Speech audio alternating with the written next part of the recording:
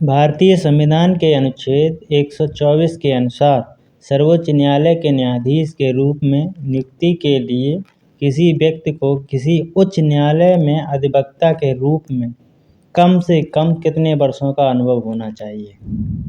10 वर्ष।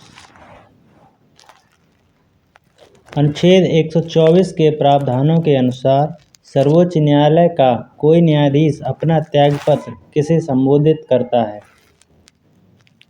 इसका आंसर होगा राष्ट्रपति।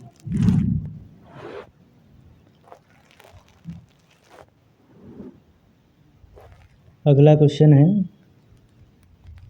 सर्वोच्च न्यायालय के न्यायाधीशों के वेतन और भत्ते किसके द्वारा निर्धारित किए जाते हैं, जैसा कि अनुच्छेद 125 में वर्णित है? संसद द्वारा। किसी परिस्थिति में अनुच्छेद 126 के तहत एक कार्यवाहक मुख्य न्यायाधीश की नियुक्ति की जाती है जब मुख्य न्यायाधीश का पद रिक्त हो या अनुपस्थित हो। अनुच्छेद 127 के अनुसार सर्वोच्च न्यायालय में तदर्थ एड हॉक न्यायाधीश की नियुक्ति के लिए किसकी पूर्व सहमति की आवश्यकता होती है? राष्ट्रपति। संविधान का अनुच्छेद 129 सर्वोच्च न्यायालय को अभिलेख न्यायालय का दर्जा देता है। इसका क्या अर्थ है? इसका अर्थ है यह केवल लिखित अभिलेखों के आधार पर मामलों की सुनवाई करता है। सॉरी, ये गलत लिखता है। सही, हाँ ये ठीक है। अनुच्छेद 130 के अनुसार यदि सर्वोच्च न्यायालय की पीठ को दिल्ली के अलावा किसी अन्य स्थान पर स्थापित करना हो तो यह निर्णय कौन ले सकता है? भारत के मुख्य न्यायाधीश राष्ट्रपति की मंजूरी से। अगला क्वेश्चन,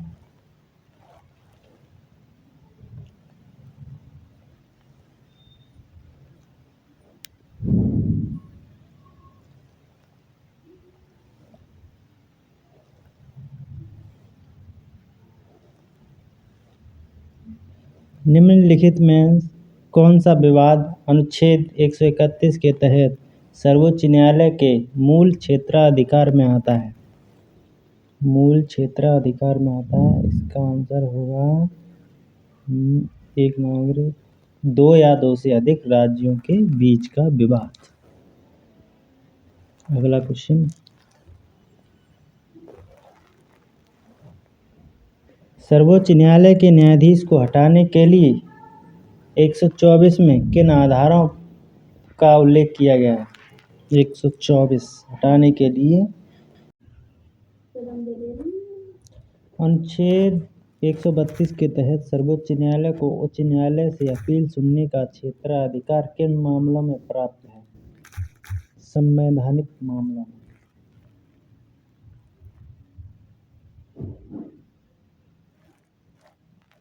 अनुच्छेद 124 के अनुसार सर्वोच्च न्यायालय के न्यायाधीशों की सेवानिवृत्ति की अधिकतम आयु क्या है?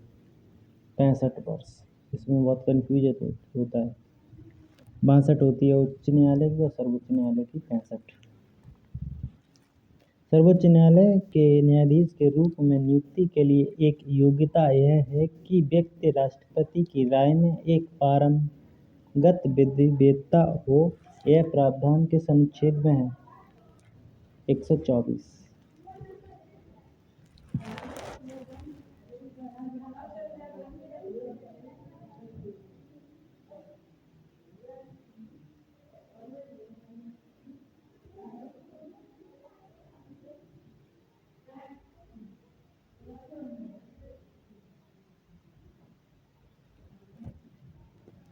अनुच्छेद 128 के तहत भारत के मुख्य न्यायाधीश किसकी पूर्व सहमति से किसी सेवानिवृत्त न्यायाधीश को सर्वोच्च न्यायालय की बैठकों में भाग लेने का अनुरोध कर सकते हैं?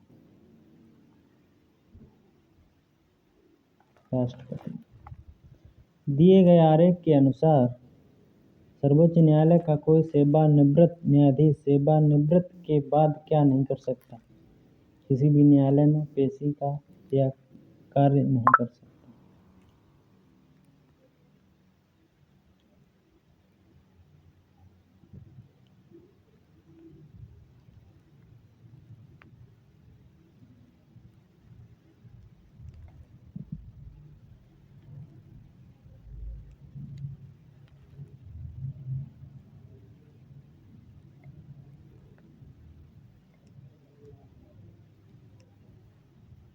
सर्वोच्च न्यायालय में न्यायाधीशों की गणपूर्ति कोरम की कमी को पूरा करने के लिए किस प्रकार के न्यायाधीशों की नियुक्ति का प्रावधान है?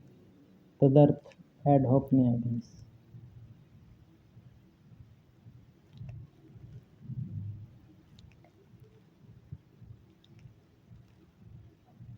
यदि भारत सरकार और दो राज्यों जैसे पंजाब और हरियाणा के बीच किसी भी कानूनी अधिकार को लेकर विवाद होता है तो इस मामले की सुनवाई पहले किस न्यायालय में होगी?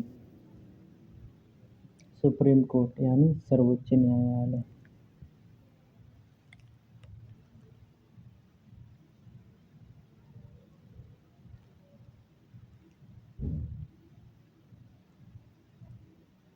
सर्वोच्च न्यायालय के न्यायाधीश के रूप में नियुक्ति होने के लिए किसी व्यक्ति को राष्ट्रपति की राय में एक पारंगत विधिवेत्ता होना चाहिए। इस योग्यता का क्या अर्थ है? व्यक्ति एक प्रतिष्ठित कानून विद्वान या विशेषज्ञ होना चाहिए।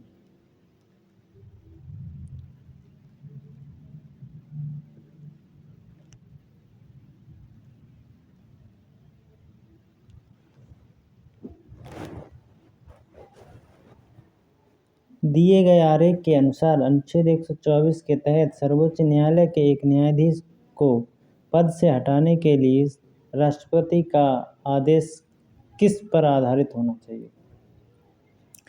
संसद के दोनों सदनों द्वारा पारित एक प्रस्ताव पर।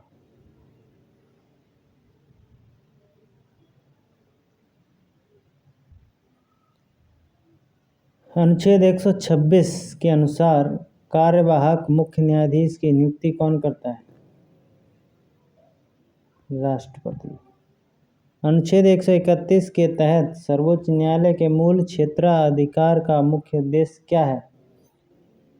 संघीय इकाइयों के बीच विवादों का निपटारा।